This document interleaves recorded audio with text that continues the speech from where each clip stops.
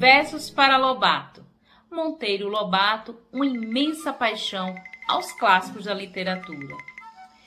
Desde ainda muito pequeno, Monteiro Lobato era apreciador e amante de uma boa leitura e escrevia com imenso amor. O amor aos livros surgiu quando então descobriu a biblioteca do seu avô.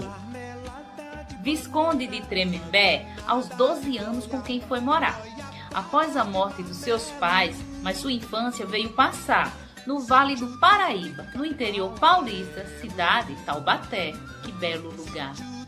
Lá Monteiro nasceu no dia 18 de abril de 1882. Jovem, morou em São Paulo e a caminho dos estudos foi Faculdade de Direito do Largo, São Francisco, e já formado, um trajeto veio depois. Casou-se em 1908 com Maria da Pureza, de Castro Natividade, na sua vida essa princesa, que chamavam de Purezinha, e ao seu lado se fez rainha e o amor foi a melhor riqueza. Em seguida mudou-se para a cidade de Areias, também interior paulista, isso numa fase passageira. Advogado e promotor público, com seu doar absoluto, a dedicação era de primeira. Logo após, Monteiro herdou a fazenda Ubuqueira, que tentou transformar em algo que ele explica, empreendimento lucrativo, mas sem sucesso concebido, o desejado. Ele desistira.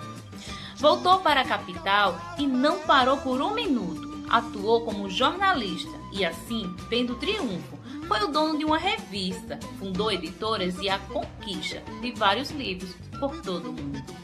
Viagem aos Estados Unidos, ao ano de 1927, assumiu o posto de diário comercial no Consulado do Brasil. Isso em Nova York. A experiência promove o melhor que nele existiu.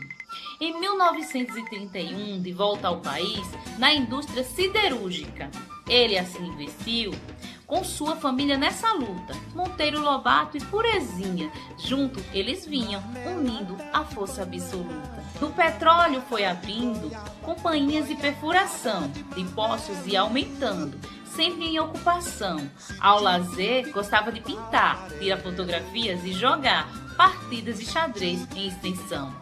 Quando os filhos chegaram, Lobato veio pensar, faltava boas histórias para as crianças encantar. O que havia eram traduções, livros estrangeiros e extensões difíceis de se narrar. Em 1920 inventou o Sítio do Pica-Pau Amarelo e a ideia da adaptação de contos de fadas e castelo e clássicos da literatura com a melhor escritura ao mundo tão paralelo. Recontou as fábulas de La Fontaine e Esopo, as aventuras de Peter Pan, Don Quixote como ouro, os mitos do Minotauro, Hércules, o herói grego de fato, na facilidade como um sopro. Lobato acabou trazendo para todos os nossos leitores o que havia de melhor para o universo de ouvidores da literatura universal, com um feito fatal tão esplêndido entre os escritores. E eis uma pitadinha no nosso saudoso Lobato. Toda noite, nossos amigos daquele lugar encantado, no Sítio do Pica-Pau Amarelo, que aparece sempre belo e sempre muito animado. Lá eles escutam fábulas recontadas por Dona Benta.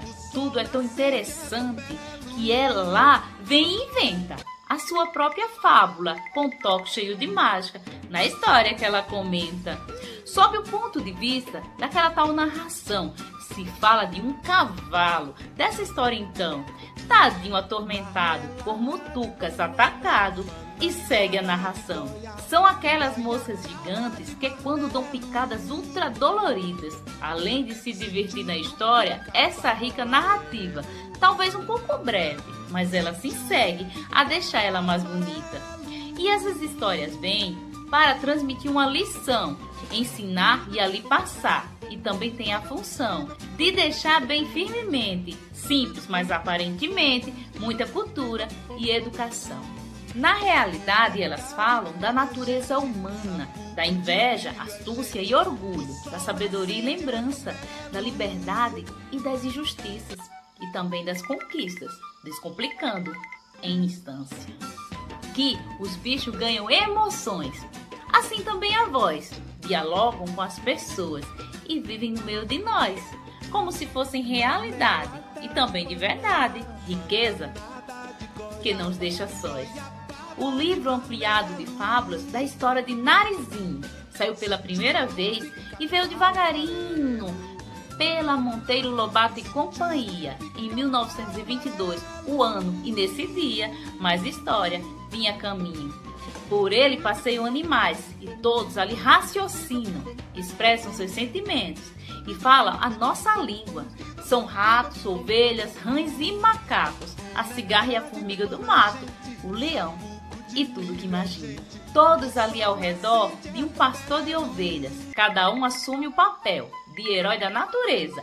O boi representa a força e a esperteza é da raposa, modo hábil que assim pareça. Independente metida, Emília até se compara a um daqueles personagens e assim ela fala: eu sou como lobo, que não é nem um pouco bobo, e ninguém vem e encurrala. Ninguém me bota coleira, ninguém vai me governar. Aliás, será a partir da fábula que essa boneca vem sonhar com a ideia brilhante e uma reforma fascinante na natureza daquele lugar. Fábula de Américo Pisca-Pisca, onde segue rumo à história, essas que permanecem sempre viva nas memórias, assim como Lobato, com clássicos literários, mestre da mais rica trajetória. E eis uma pequena homenagem, versos para Lobato.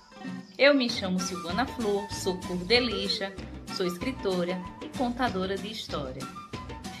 E mais uma vez venho agradecer a minha participação aqui em mais um evento do Movimento de Narradores Mãos que Tecem História. Claudete Terezinha da Mata, minha eterna gratidão. Beijo, até a próxima.